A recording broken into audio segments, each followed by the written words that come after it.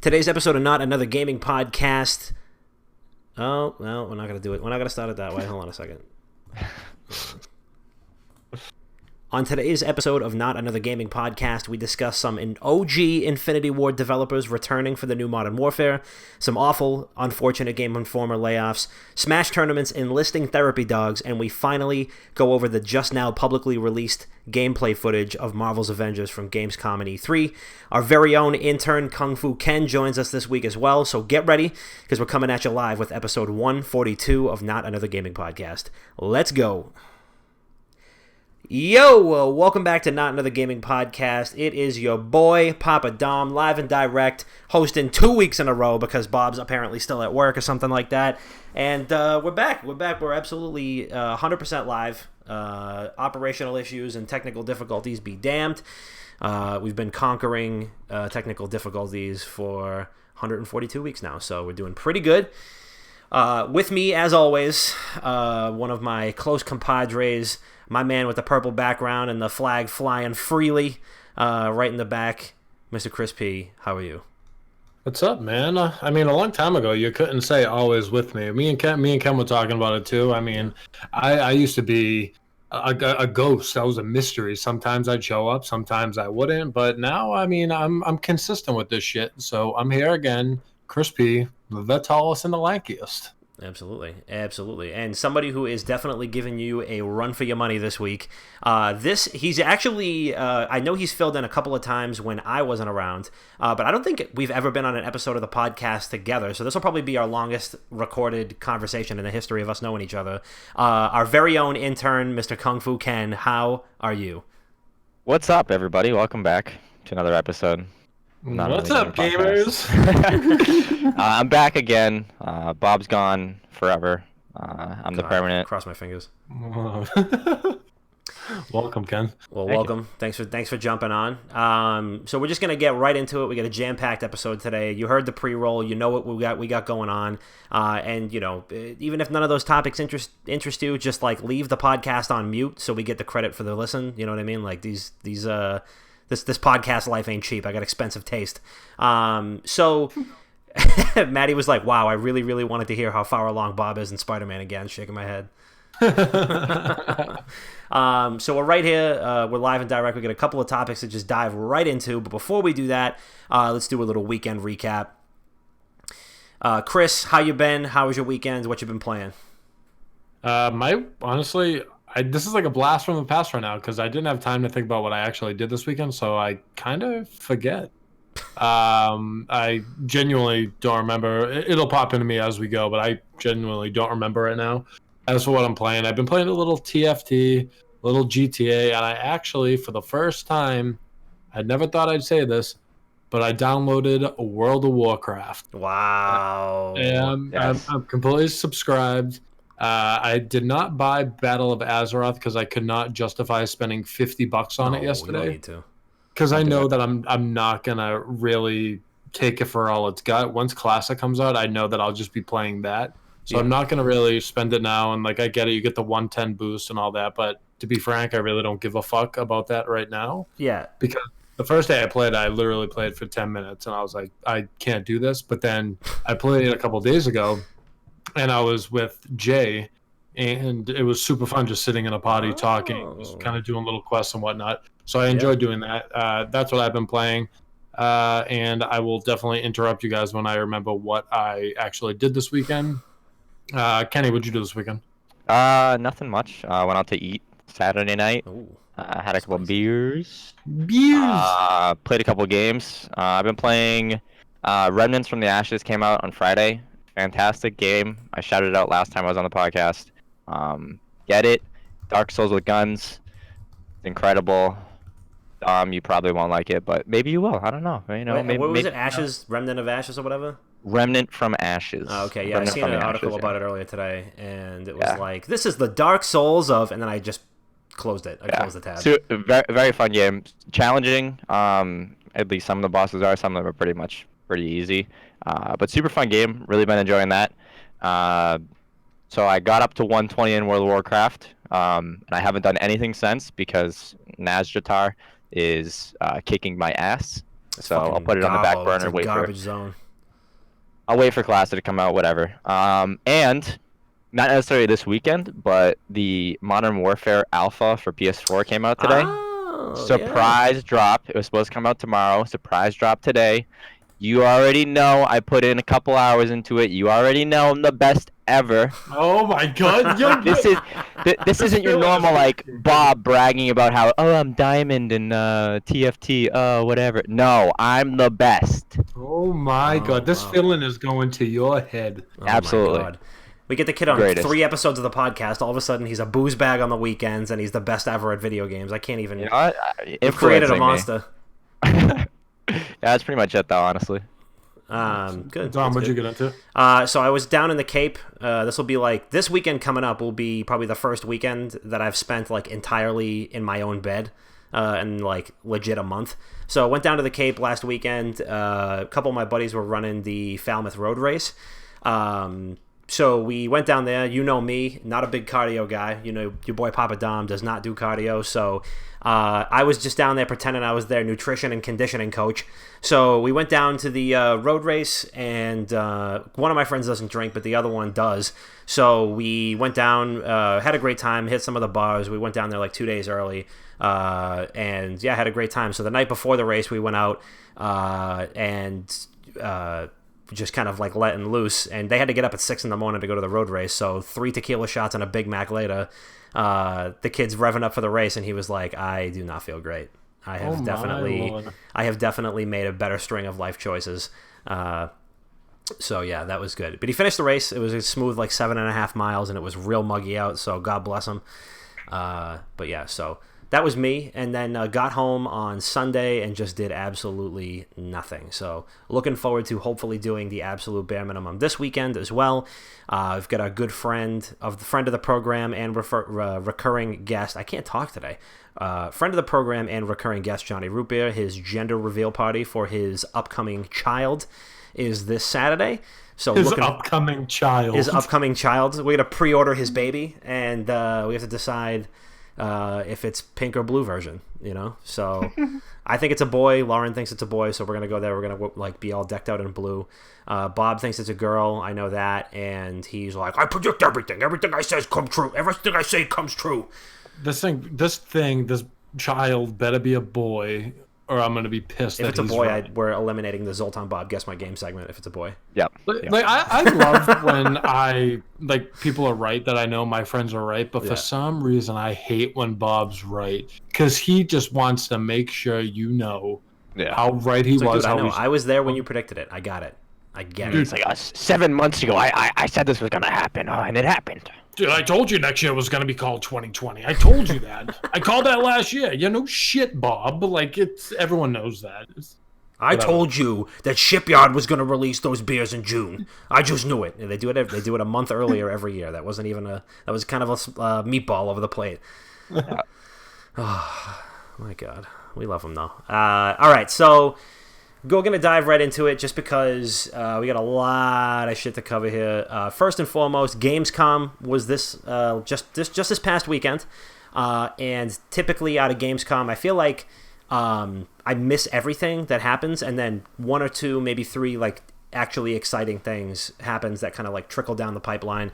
One of those things is that we had to wait until Gamescom to see the fucking pre-alpha gameplay footage from Marvel's Avengers, which is made by Crystal Dynamics, and I think it's a PlayStation exclusive, right? We don't know yet. It's made by Crystal Dynamics, and I mean they've made games for multiple platforms before. Anyway, this was PS4 gameplay footage. This was the gameplay they showed off at E3 that nobody got to see until Gamescom, where more people actually got to play it, and then they actually released like the actual. I just said actually. Oh my God, I need a water.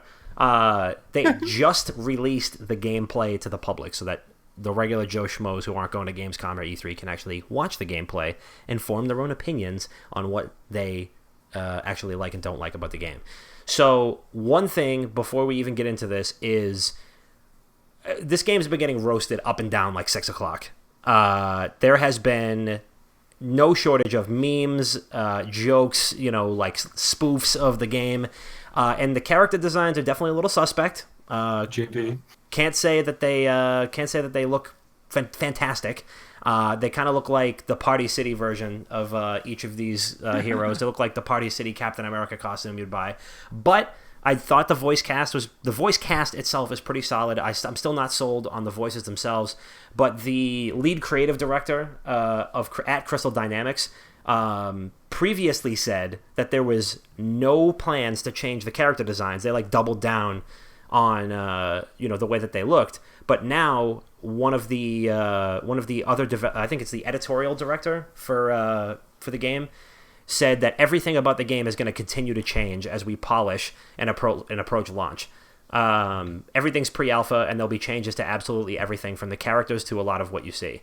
So we got one thing, typical, some game developers are assholes, some of them aren't. Hey, we're not changing anything, deal with it. And then we have this developer going this is pre-alpha. This gameplay trailer was probably finished 8 months ago, and things are still subject to change. So just don't get married to any of these designs. Ken, let's start with you. What did you think about the gameplay? Did it change your opinion in any way, or your excitement for the game in any way, positive or negative? So I thought the gameplay was pretty good, action-wise. I wasn't sold on still the character design. I still am not a fan of it. It's it doesn't look like the Avengers, in my opinion. Besides Black Widow, I think Black Widow maybe is the closest to what I would imagine her being. The voice acting, I don't know, I just didn't like it in the gameplay that they showed. So I'm not completely sold on this just yet. It is encouraging to hear that, like I said, this isn't pre-alpha, so it's going to be changing, and changes will be happening, throughout the course of development until it's released. Yeah. So that's promising. Where it is right now, I don't if this came out tomorrow, I wouldn't be getting it just because it doesn't look appealing to me. I think the gameplay looked very easy, and I'm sure that's just because it's being played on the easiest difficulty to show off the cool mechanics and this and that. But where it stands right now, I'm not sold on it. That's just how I feel about it, really. What about you guys? So I can kind of jump in because I am completely opposite. I wasn't sold when I first saw it because, like Dom said, the Potty City version, the Market Basket brand characters, the JV team, whatever, it doesn't look anything like them. So at first, that kind of turned me off to it, and then I watched the full 18 minutes of the gameplay today, and boy, did my mind change. First three things that pop in my head is I think graphically it looks sick. The dialogue that's going on as you play, it's fun, just like the movie is. And then Black Widow's fucking hot as a cartoon character. I'm not gonna lie. Last time I was just attracted to a video game character was Madden 09, and it was the Cowboys cheerleaders. I was like, wow, I'm gonna play with her the whole time if I can in the game. But the fighting in the game and the difficulty reminded, of course, it's easy gameplay to kind of show you the mechanics and whatnot. But the fighting reminded me of Spider-Man, and the way that you're able to play Spider-Man. Don't get me wrong, Spider-Man was not a difficult game by any means, but the story on it was fucking dope. So even if they do that in this game, I don't mind because I know there's going to be a good story behind it. And I don't care how difficult the game is. I just want to be able to enjoy it, make my way through it. Of course, have it be a little challenging, but I don't want to freak out and throw my controller and shit like that. A couple other things that stood out to me is a lot of it was very realistic. So when it first started off, of course, Iron Man and Thor were kind of fighting together and whatnot, and I thought it was really cool how you're able to help each other within the same scene. Mm-hmm. And like Iron Man was doing his thing while you were playing Thor, and handling the shit on the ground while Iron Man was flying up in the air and whatnot. I think it's cool how it seamlessly all comes in, and they're able to switch out different scenes really seamlessly, and there's not many wonky cutscenes. Of course, there's only 18 minutes of it, but that's just what I'm seeing so far. And then, fighting aspect, when the Hulk ended up coming into the thing, he would be throwing bodies, and they would hit the side of a truck.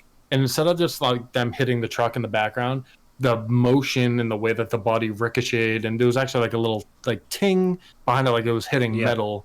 there was like little sound bites in the background that just made it feel and like look really realistic. And last part, I guess, in like the whole realistic realm, is a big thing with me is cutscenes looking too much better than the actual gameplay, because like you're expecting and hoping for one thing, and then when you get actually thrown into the gameplay, it's like it just doesn't look the same, doesn't feel the same, and it's kind of like a letdown. The cutscenes compared to the actual gameplay that I've seen in this 18 minutes are very, very similar. Yeah, and I like that. Yeah, there's definitely a lot of polish, and this is something that they've been basically trying to. I think they've been trying to like polish up this sizzle reel for quite a few months, and I wouldn't be surprised if it was a little bit less rough around the edges than what was leaked beforehand, because there was some gameplay that was leaked on Reddit, and it looked fine, and it's the same, like, the one thing that I guess I wasn't crazy about is that this is the same, like, 3-punch action RPG combat that we've seen in every action game for the last, like, 8 years. Assassin's Creed, like, broke action games, and now it's just like a 1, 2, 3, and like the third is kind of like a slightly heavier attack, like combo system. And there's not even like a combo system. Like that, God of War had a combo system. This doesn't. So I was a little disappointed to see it be that simple. There was a lot of quick time events, a lot of scripted stuff, kind of like, the Hulk throwing people through cars, or like Black Widow at the end is like trying to fend off Taskmaster, and there's like a couple little quick time events mixed in. So it feels very like God of War, very Assassin's Creed, very Spider-Man, very Batman Arkham Asylum. It's like that type of combat. It's just that clone combat. I can't wait for all the reviews to come out for this and be like, the game actually really makes you feel like playing a superhero, because every fucking superhero review always starts with that. And yeah, I don't care. I'm gonna feel like Iron Man when I play as Iron Man, hopefully. But yeah, like the character designs are still kind of not great. I mean, I've been trying to separate the like MCU versions of the characters. Like, I know that this guy's not going to look like Chris Evans. He kind of just looks like a generic, blonde white guy. Like the dude who's playing Tony Stark looks exactly like just a random bearded guy. Like he looks like kind of like a slob, honestly. I think Thor looks pretty good. Black Widow's wearing like a black Lululemon jumpsuit, and she just happens to have red hair. And Bruce Banner looks like Billy from the original Power Rangers. So, I can't say I'm stoked on the designs, but who knows? Maybe that'll change. I did hear that there's going to be a lot of new costumes in there, like for free. Like there's going to be unlockable costumes and suits and stuff. So if you don't like Iron Man's suit, you can switch it out for like one of the more iconic ones from the comics. Even like super corny, like campy ones that they had. Like they said that they're going to have a version of the Hulk, or one of the costumes they're going to have for Hulk is Joe Fixit. And if you don't know what Joe Fixit is, it's Gray Hulk, but he's like in the mafia, and he's like a mafia enforcer in that like run in the comics, and he's wearing like a big pinstripe suit and a hat. So he looks like the Polcari's logo, basically. Polcari's logo. So yeah, that's pretty cool. I'm glad that they're gonna have some obscure costumes in there, and I really want to like this game. Like, don't get me wrong, I want this game to be good, but at the same time, I have high expectations. I mean, this is a bajillion-dollar franchise. It's a bajillion-dollar license, and we've already got some really great examples for superhero games. And Crystal Dynamics is a fantastic developer, so it would be a real fucking bummer if this game ended up being a big wet fart. Yeah. But the thing is, I'm so hopeful about it, so I don't even want to think of the game flopping. So me saying that there's really no chance it can flop, that's just me being overly optimistic.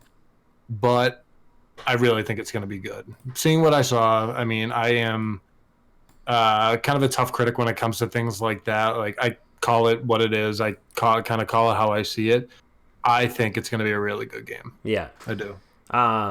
Yeah. Thank you for 6 months, by the way, pal. Yes, thank you. Yeah, I mean, I'm really excited. I really do hope that this game is good. I'm rooting for them. Right now it is, obviously it's very easy to roast right now. It's a very roastable game. But, I hope it does well. I mean, I want to spend money on this, so make it good. Please take my money. Yeah. Speaking of things that are good, let's talk about some good boys. So I came across this article earlier today, thanks to the good folks over at Eurogamer, and Eurogamer's fantastic. And they had posted this article earlier today in that the people behind a big Super Smash Bros. Tournament have drafted in therapy dogs to help players dealing with performance anxiety. So the event is called the Big House, and it's hosted in Detroit. And apparently a student that was at the University of Michigan who was working on their master's in social work, who also volunteered for the tournament, came up with the idea. So, they have about 5 therapy dogs who will be like roaming around during the tournament for competitors who, need a little relaxation before they, go with their next match. But I think that's pretty amazing. I mean, I don't think there's anybody that can, thumbs down this idea. If I just lost on a big stage in a Smash tournament, I want to like go pet a dog and like, just go like hug something. Or if I won, or if I'm like getting a little stressed out, I gotta get pumped up. Like, let me just play with the dog for a minute. What do you guys think about this? I'm gonna grab some water. Yeah, good. I mean, dogs hail all. I'm just gonna kind of play a different side of this, I guess. I think it's a waste of having good boys roam around with a bunch of like angry, quote unquote, gamers to help their performance anxiety. I mean, if dogs help solve performance anxiety, then I need a dog at my house so I could actually perform in the bedroom. That's what's really holding me back. And I don't have a dog. If that can help my performance anxiety, I'll be there. But I mean, I think it's sick. It's a totally different idea to just have dogs roaming around. Last thing I want to see though is someone getting really angry and a dog not knowing that like it's like not the place for it, and then God forbid one of these fucking greasy nerds puts their hands on a dog. I'll show up at the venue. If I hear that happen once, it's on site. I'd be so fucking mad. But I mean, let the good boys roam around. They just want to hang out. They'll probably get fed nachos and Doritos and Mountain Dew. They'll pour it on the ground for them. Like, all props to them. Go ahead, good boys. Do your thing. Please don't feed dogs Mountain Dew, Doritos, nachos, anything like that. Just feed them treats because they're good boys. That's what I'm saying. You know what the saddest part's going to be? The dogs are going to smell better than the people competing. Dude, I was just thinking about that. Yeah. Imagine the only thing that would smell better than a trade show that smells like deconstructed Italian subs, Doritos, and Mountain Dew is just like sweaty dogs that have been trapped inside of a trade show all day. Yeah, pass over that nice hot dog that's been marinating in all this Italian sub smells. But yeah, the tournament's in early October, so honestly, I might just go just to pet the dogs.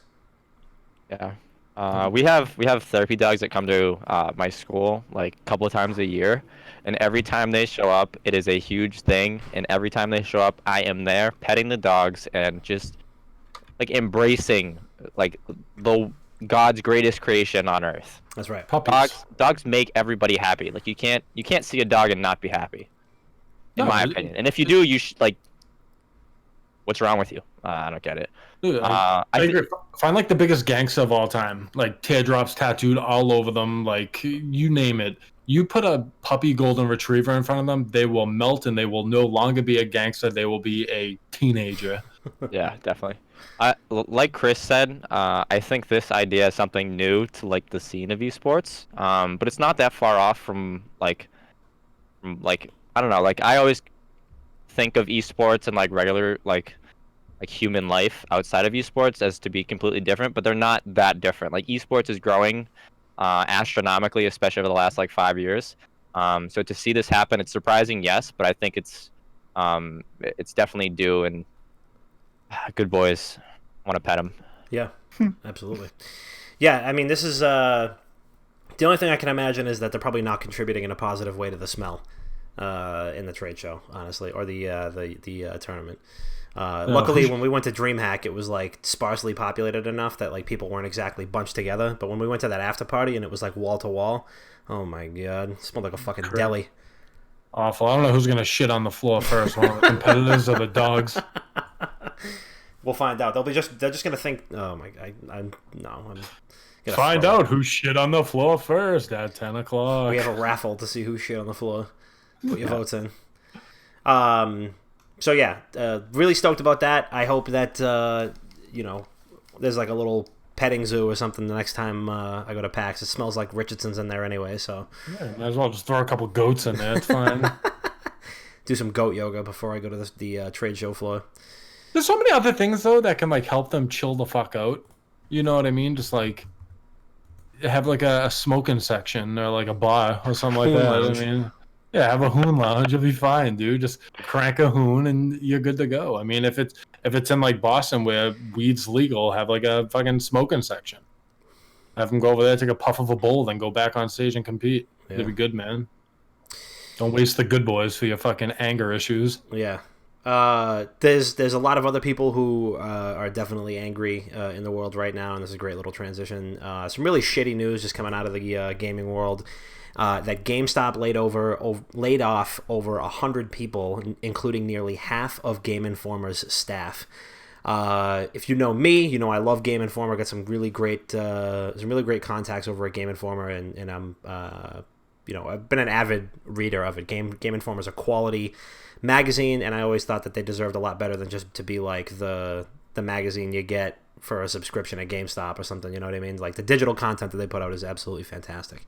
But yeah, I guess it was yesterday. Yeah, yesterday they laid off over 100 employees, both at its corporate headquarters and at other offices, including in the Game Informer magazine office in Minnesota, where nearly half of the editorial staff lost their jobs. So pretty outrageous.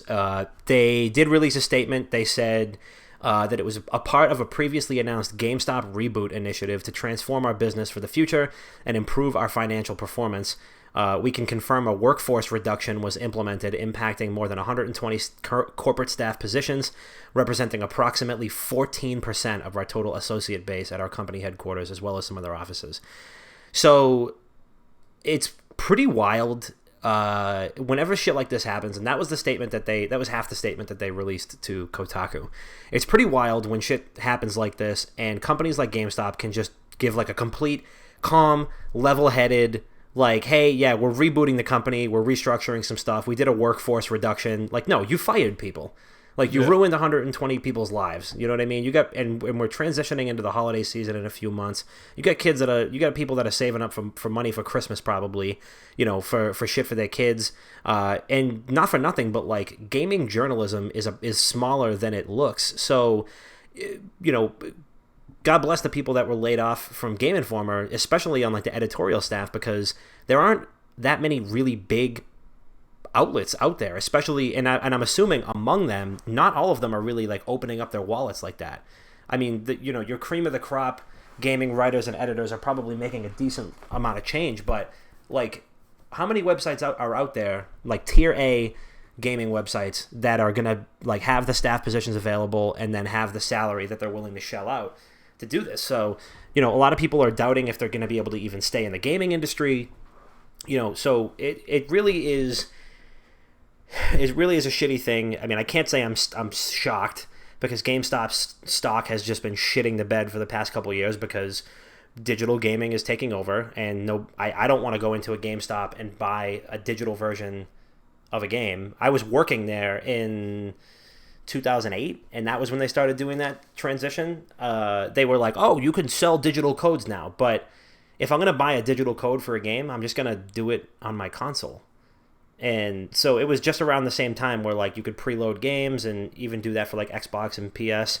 But it's pretty wild. I feel bad, for the people that got laid off, even the people in GameStop corporate, like those corporate offices. It sucks whenever you find out about layoffs, and I feel like this happens every couple months in gaming. And I don't know if you guys have any particular remarks on it, but it's just a really shitty thing. Yeah, so I just have a couple questions, because you said you're an avid Game Informer reader, whatever. So is their bread and butter still the physical magazine that you get on subscription? It's just like a bonus. I don't even know if you get the physical magazines at GameStop anymore, but I do know that when I was still working there, you had the option of subscribing to the digital one instead. Like, they would just send it to you digitally, and they would just give you like a digital PDF of the magazine, and you could like read the whole thing cover to cover on the website. But really, their their bread and butter is, the digital content. And they do put out some amazing digital content. They've got some incredible exclusive interviews that they do, because they're a really professional magazine. They're one of the last bastions of just purely great gaming journalism. And they mostly, I think, for the most part of what I've read, it's very neutral. It's very down the middle. They've definitely got some strong opinions about certain games, but like nothing has to be overly politicized. Nothing has to be overly glamorized. And like the spreads they do for new games, they were kind of like I've always compared them to kind of like the Entertainment Weekly of video games, where they would have these really big spreads. Like Entertainment Weekly always has had these big spreads on all the Star Wars movies and a lot of the Marvel stuff, and they'll do that before anybody else. Out of nowhere, boom, Entertainment Weekly's got like a centerfold and a whole front page spread on the new Star Wars movie with tons of details that are all exclusive to it. Game Informer has done that for almost every major AAA release since God knows when. They've always got some great coverage on there, and I don't have to worry about and it's a smaller staff. It's a smaller writing staff, and it's a smaller editorial staff, so you don't have to worry about 800 billion writers who you don't even know what the opinion of the outlet is. So I've always been a big fan, honestly, and I still will continue to support the website, and hopefully that'll help in some small manner the people who were fortunate enough to keep their jobs. Yeah, for sure. Okay, so kind of where I was getting to on that, I'm trying to pull up the amount of numbers that GameInformer.com gets per month. But, I mean, I'm assuming that it's a pretty notable number. They're doing well on there. So what I think, of course, I'm no business owner. I just kind of see with a neutral eye. If they are... So GameStop is plummeting. They've been plummeting drastically for the past couple of years, right? If they are this tight on money, why don't you get with the fucking times, start pulling back these brick and mortar stores, and double down on your digital content? I think getting rid of the people who are getting eyes on your brand deserve more than some teenager sitting behind a desk, a counter selling video games. I think that instead of getting rid of the writers and the editors, they should have gotten rid of some stores and literally took that money. And I mean, that's just business. You have to go negative before you can go positive. Not many businesses go strictly in the green as soon as they start, right? So why not go in the negative a little more if you're already there, and try doubling down on your internet content and see if you can pull more ad revenue, like different outlets, more YouTube videos, more content as a whole, and see if you can make up your money that way. I think it's a bad move. Once again, I'm no business owner. I just think it sounds stupid, especially in 2019. But it's a really shitty situation. Like you were saying, Dom, gaming as the umbrella is giant, right? Mm-hmm. But gaming journalism is not as big as it's made out to be. There's only some notable websites that are actually able to pay these people what they deserve to get paid, what they're used to being paid. So when they jump ship and they try to go to another big name outlet, they're not going to have that cap space to be able to pay you what you want. So one, you need a fucking job, right? So you go there, they're willing to hire you for a pay cut. You have to take that just so you can have your job still, have a job still. And then your whole means to live by just plummets drastically. So you're ruining people's lives. You're changing their lives all because of bad business actions. And it's a shitty fucking thing. Yeah. Not for nothing, but like half the GameStop stores that I'm in only have one person in there at any given time. Yeah. Even when I worked there, I was the 8 to 2 guy, and then there'd be one other person working that day who comes in at maybe 1:30 so I can take a half an hour measly fucking lunch break and go sob into a Whopper Jr. at Burger King across the street, and then that person suffers for the rest of the day. So close up some of the GameStop stores, consolidate some of the staff, put them, shut the lights off in some of these places. Save yourself the electricity, because they're not getting the foot traffic to supplement it. Again, I'm not like Warren Buffett over here or Mark Cuban or something, but like close half of these stores that have one poor kid who's just trying to put gas money in his fucking 95 Ford Explorer to get to high school, and support the other stores, like the big ones in the malls and shit, with more staff. So if you got 5 people that work at any given GameStop, let's say you got 7 at the absolute most. Small stores will maybe have 6, 7 full-time staff, including management. Push them to another store that is in a bigger market, if it's a bigger commute, whatever, at least you got 14 people working there. So you can actually keep the stores clean, keep them from looking like a fucking indoor petting zoo with CDs, and maybe, like, reclaim some of the dignity that those stores used to have.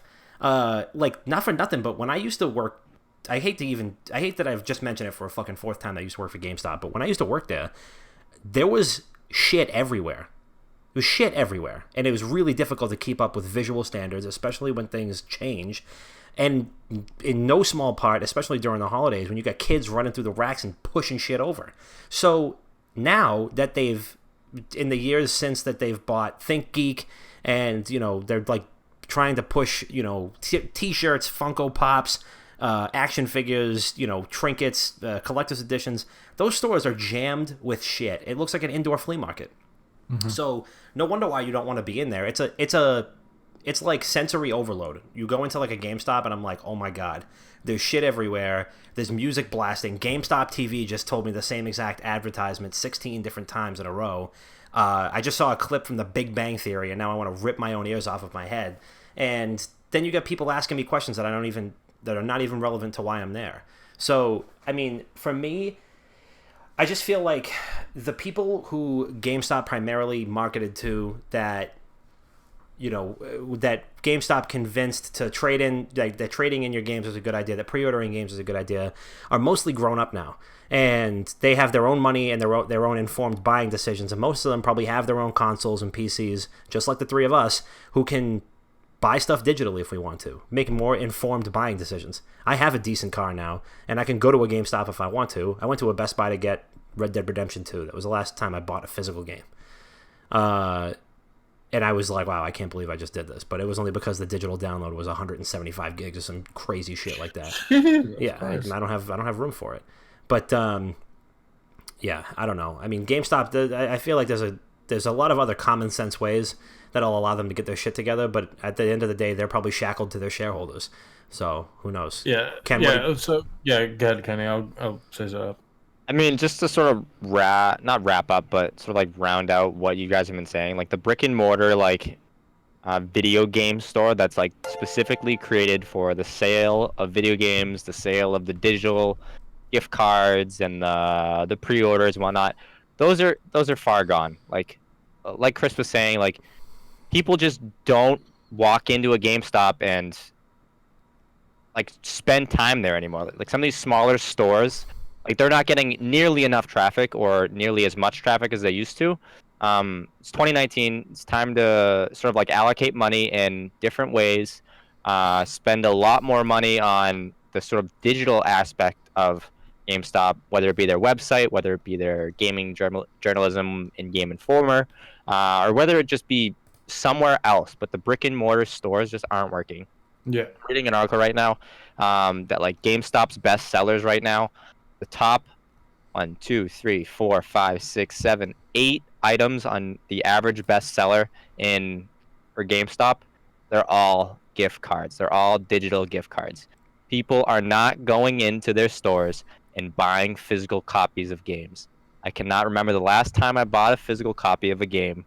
It's 2019. People buy everything digitally. Xbox has a digital-only console now. Yeah. Imagine being a person working behind a counter at GameStop. You sell somebody a digital-only Xbox, and you're like, well, never going to see that guy again. Literally every one of those consoles that walks out the door is a customer that you're never going to see for as long as you live. The only people that are going into GameStops now are like parents and grandparents who are like, I don't know what to get my kid. Get me a gift card or get me some Fortnite cash or whatever. And that's that. Like, honestly, what I honestly think would work, and honestly, wow, dude, I am so fucking bad with the English language today. I just said honestly 9 times. What is wrong with me? All right, just speaking Spanish, good. Jesus.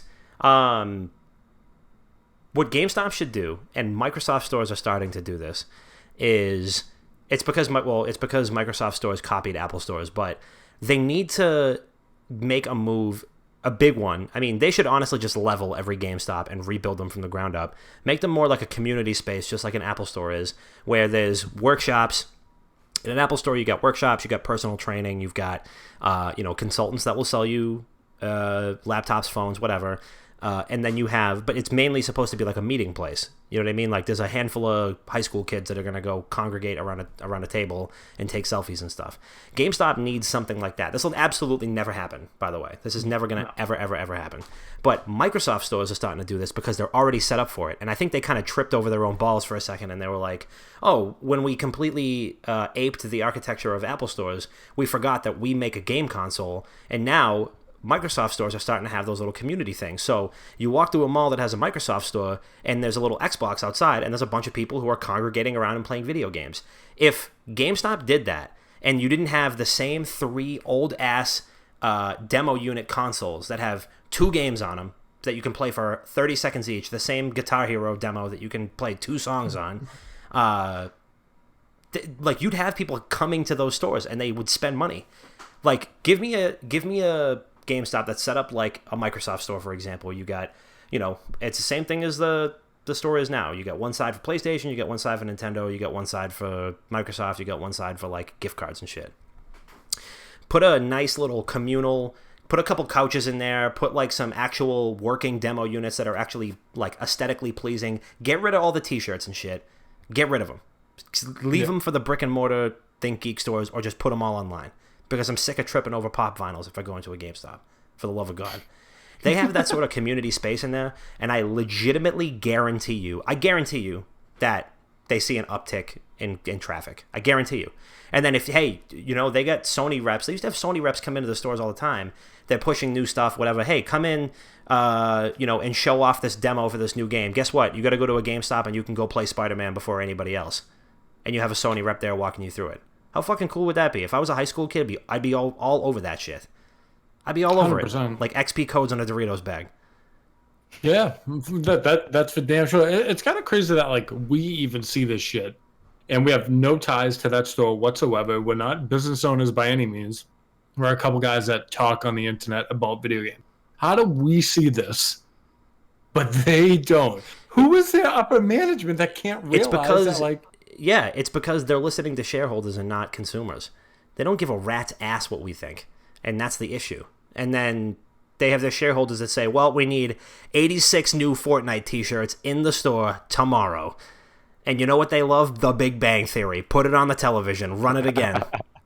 What's up, gamers? Today, we're going to be going bankrupt in 10 locations. Let's do it. We're going bankrupt in the hood. Let's do it. Dude, yeah. No, that's what it is. Put a Wetzel's Pretzels inside of a GameStop. Watch the numbers. Just so...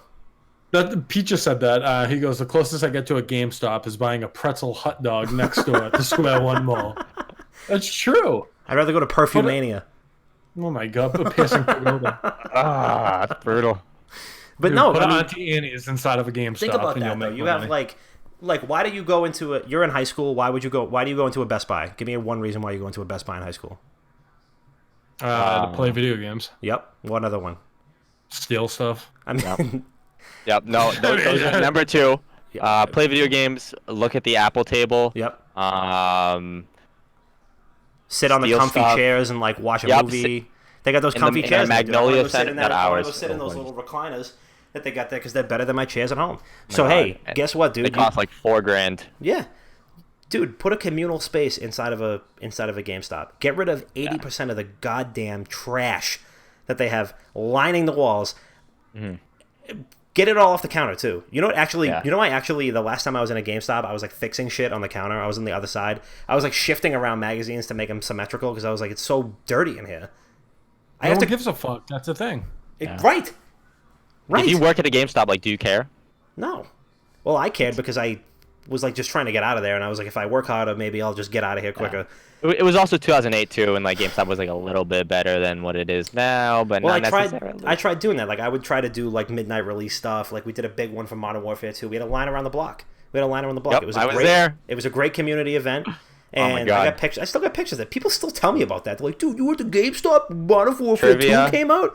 Yeah, dude. We used to trivia there, all kinds of stuff, yeah. Dude, and it was because they just let us do whatever we want because they didn't care. And then like a district manager would swing by the store and be like, oh, you got a line around the block. It was like, yeah, it's because I didn't follow any rules in the dumb magazine that you gave me that said, here's your midnight launch preparation guide.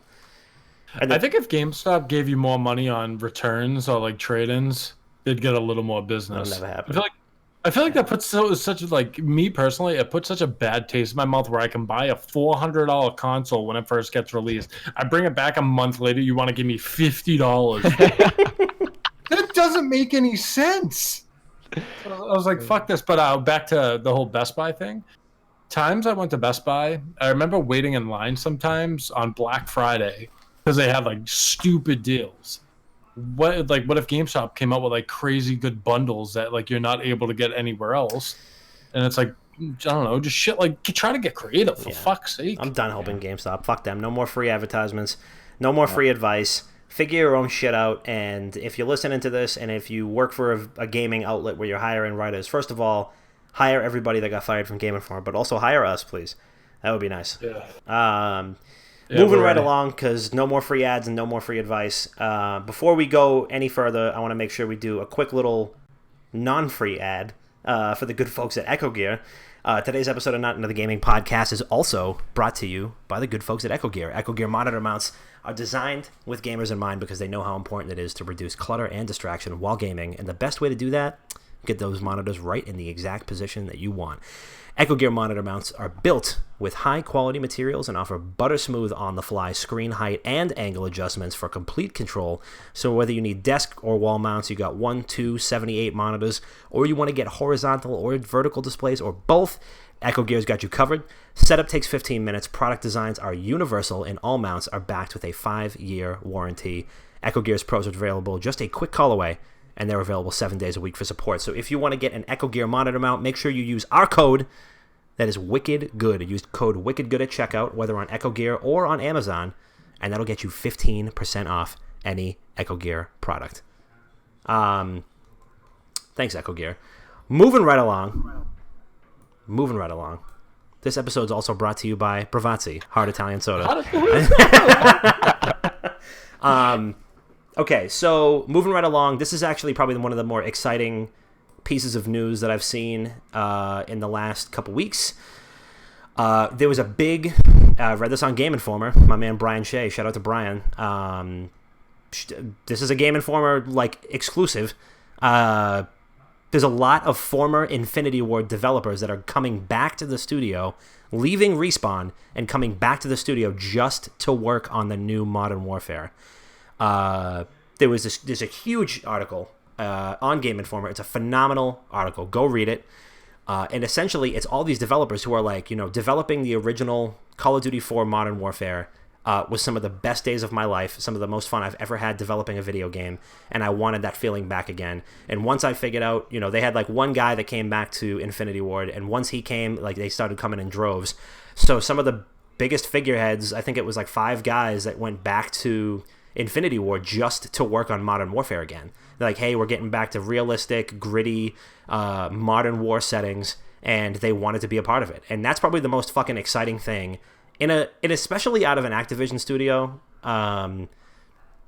this is probably one of the more exciting stories that I've seen in the last couple of months, just because, not for nothing, but I feel like we've only heard horror stories from game development for the last 5 years. It's just always, whenever you hear something about the development of a game, it's all the hell it went through, that they're cutting costs, they're laying people off, people are getting fired, the games are just folding, they're unfinished, and then they get released anyway. But here we have a story about how these developers are going back to their original studio because they wanted to work on this project. And it seems like this new Modern Warfare is like a passion project for the people at Infinity Ward. And I think it's going to make the game that much better. I mean, this is probably more excited than I've been for a Call of Duty game since like Modern Warfare 2. What do you guys think? Dude, so I'll let Kenny kind of take main role in this because he's the big Call of Duty guy. But something that I loved about that whole thing is when the first guy left Respawn and went back to Infinity Ward to work on the whole thing, he literally wrote down, he was like, I didn't go back trying to get anyone to like come over with me. It was like, I did not find that right to do. I really like felt bad leaving. It felt like I was breaking up with a girlfriend of X amount of years. And I never really tried to poach anyone from Respawn to come with me. And I just love that they started coming in groves, like that they saw the passion behind the people that originally had like main roles in one of the originals. And they just saw how much they really cared. And it really turned into a passion product like there's been a bad taste in like everyone's mouth about just game development as a whole. A lot of the times it kind of feels like, all right, well, you're the game developer, get ahead, like this is what we want, just do it. But these are people that want to leave their current position and go to something that they feel passionately about. And guess what? When people are passionate about what they like doing, it turns into an incredible product. Tell you that for fucking free. Kenny, go ahead, kid. So like sort of Dom alluded to, Activision has just been a shit show over the last couple months, last couple of years.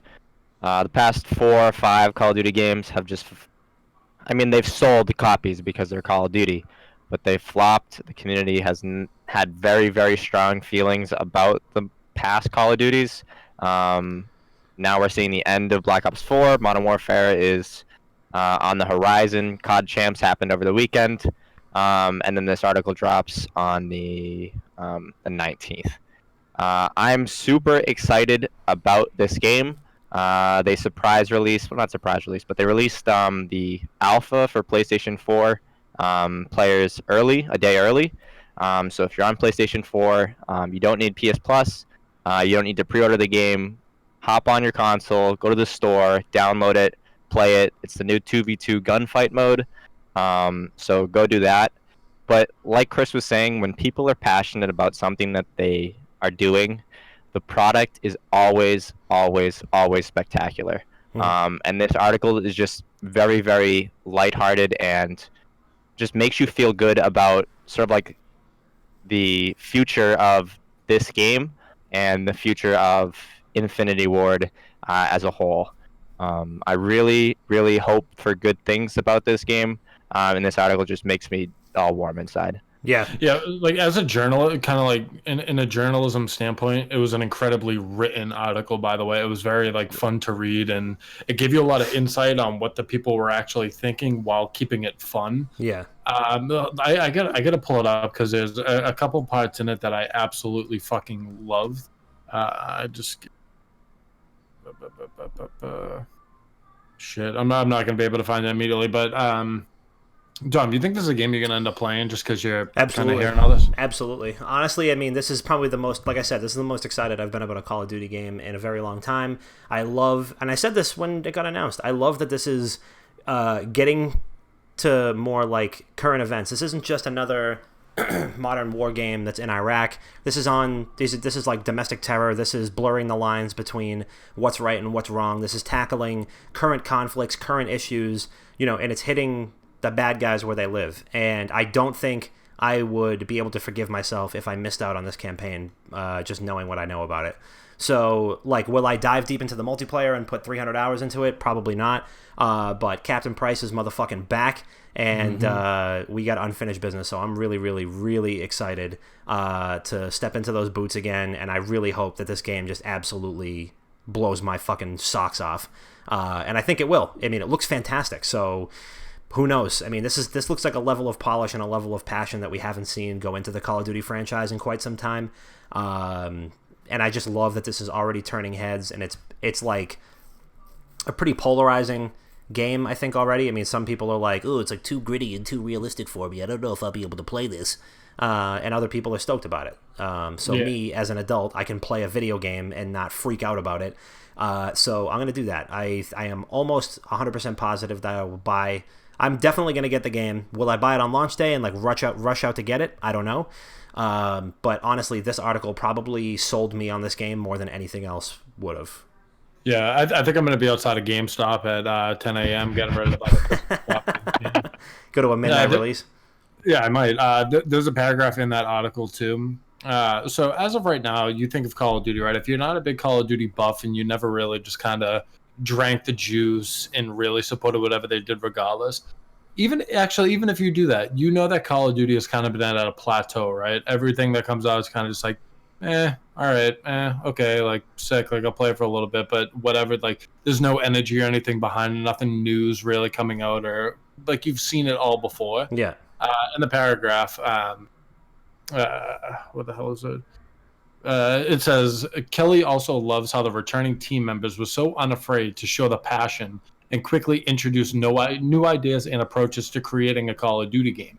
Quote, I think it's very easy, especially with something as successful as Call of Duty has been historically, to find yourself in a rut where all you're doing all these things just because they have worked. Yeah. These guys came back and they have so much energy and they have all these ideas and thoughts, and says energy again, and obviously credibility. Yeah. So obviously these guys are all credible and they're coming back with a new wave of energy.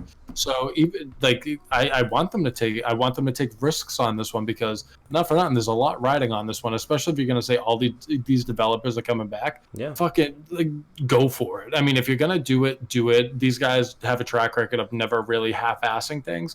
I don't see this being anything different. So if they really follow through, they're working collaboratively and kind of creatively and with all this energy that they said that there is, I think that people might really get grabbed by the balls and brought back into Call of Duty, because they see that there's actually what's the word of like passion behind it now, and not just people going through the motion. Yeah.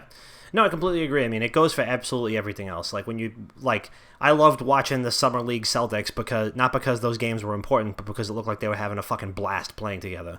You know, like I love watching Tom Brady and Julian Edelman, you know, play football together, because it looks like they have a great time doing it, and you know they love each other. And seeing all of these developers flock back to their old studio just to work on a project. It's not like they said we love Infinity Ward, or it's not like they said we love Activision and we want to go back, or they said we're gonna get a diesel check thrown at us. They said I want to work on a new Modern Warfare and get back to some of the best developing days of my life, and that's like, it's incredible. It's incredible. So wishing all the best for that team. It's a very small, bright spot of positive game development news in a world where pretty much every other week we have another shit show to deal with. So looking forward to it. And I haven't as one of the biggest Call of Duty haters in the world, out of the foremost Call of Duty haters, I was the prehistoric, and I'm dating myself here, like a prehistoric Call of Duty hater, and they all evolved from me. I'm telling you, I honestly got my fingers crossed that this game is every bit that it's cracked up to be, because it's shaping up to be pretty fucking exciting. Let's fucking do it. Let's get it. So that's all I got for you. I mean, we had like a absolutely jam-packed episode, so if you want anything more from me, just go listen to an old podcast episode, because I need to go refill my water. So without further ado, let us, as we always do, land the train. Intern Ken, you're up first. Shout out to, of course, the lovely Dom. Welcome back. It's been fantastic filming this podcast with you. Like you said at the beginning of at the episode. I think this actually is the first one that we've done together. Yeah. I normally fill in for you, or it's like me and Chris, or me, Chris, and Rob, and I really don't like Rob. So please don't make me do another episode with them. I'm gonna strangle him.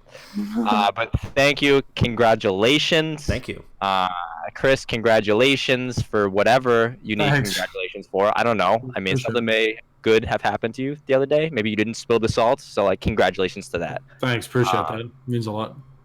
But yeah, that's all I got. Just thank you for having me on again. It's been a blast as always, and I can't wait to be back next time. Yeah, absolutely. Well, Christopher? Shout out Kenny for coming back on. He's always available at the drop of a hat. Love that. Really committed SIG. Gotta love it. Yeah. But other than that, just no, nothing. Great. Shout out to all the people from Game Informer who were affected by the layoffs. I hope you guys land on your feet, and I hope you guys get scooped up. There's some really incredible talent on the writing staff at Game Informer, and I'm truly hoping and sending lots and lots of positive vibes that you guys get back on your feet soon. I'm sure there's some great things around the corner, and fuck GameStop corporate. Big Wicked Good Gaming suck it to, of course, GameStop corporate, and to Popeyes, because I went to Popeyes just before I recorded this podcast, and I went to go get this goddamn chicken sandwich that I've been hearing so much about on Twitter. I've seen about 8 billion hysterical tweets about this chicken sandwich from Popeyes, which is apparently the second coming of Christ. So I go there, I walk in, and what do I see? A big old sign right on the window over the chicken that says, "We're out of sandwiches. Come back later, you dickhead." out of sandwiches. How does that make sense? You just put a piece of chicken on the bread? I was like, dude, you have chicken right there. You've got bread. I know you got biscuits or something. Throw it on a biscuit for me. But I guess the bread is the most important component. So yeah, it was this. Look at this. Hold on a second. I got a picture of the sign because I literally almost cried. This is the sign right here. I don't know if it's. Am I frozen? Be back soon. Very good. Be back soon, dude. Jesus. What a sin. And AKA go fuck yourself. Be back soon. We apologize that we're out of chicken sandwiches at this location. Please take this opportunity to enjoy one of our other Louisiana favorites. Yeah, I'm going to go enjoy the traffic on Route 16 because I'm going to go heave myself in front of it now that I know that you don't have chicken sandwiches and I came all this way. I feel like fucking Bran Stark. It's like they just wheel him up to the Iron Throne and just push him down. The guy's like, let me guess, chicken sandwich? I was like, why do you think I came all this way? And they're like, well, we don't have any, asshole. Go get back in your car. I got a 3-piece tender anyway, and they gave me about 90 tenders, so they made up for it. Kind of worth it. It's a little pro tip, little life hack for you. Don't ever order more than a 3-piece at Popeyes because they're going to give you 9 pieces. I get 9 pieces every time. Veteran move. Legit. Just a 3-piece. Lauren ordered a 3-piece too, and then she also took a class at Orange Theory after she had Popeyes, so Yikes. she's probably puking all over the living room right now. I got to go check on her. But yeah, that's all we got. This has been episode 142 of Not Another Gaming Podcast. If you're listening to this and you, by any chance, have a significant other steal their Amazon Prime account, go to twitch.tv/wickedgoodgaming and subscribe to us. It is free. It is $0, and it supports the channel. It supports your boys. And if you love us and you want to support us and you know how we like to be supported, help us the fuck out. Steal your girlfriend's Amazon Prime. Subscribe to us on twitch.tv/wickedgoodgaming. It's not that hard. Also, check us out on Patreon, patreon.com/wickedgoodgaming. If you want to support us in a more advanced way, look at this nice little free Amazon Prime from Pete. See? Coming in hot with a subski. There you go. It was that easy. Pete stole his girlfriend's Amazon Prime and subscribed to us right there. If Pete can do it, so can you, folks. Also, if you want to get some fly merch, I promise, I've been saying that I'm going to get some new shit up on the store. I'm sorry. I've been busy getting married and shit. But go to wickedgoodgaming.com/shop and buy one of our old t-shirts because I might start taking shit down. You got to rotate it out. Do the new fall 2019 collection. Don't let me get in my zone because I just fired up a new Illustrator and Photoshop license on your fat heads. So... Wow. You already know I'm coming in hot with the new shit real soon. So that's all we got for you. It's episode 142, Another Gaming Podcast. I am your boy, Papa Dom. We got Chris P and Kung Fu Ken, and we will see you next week.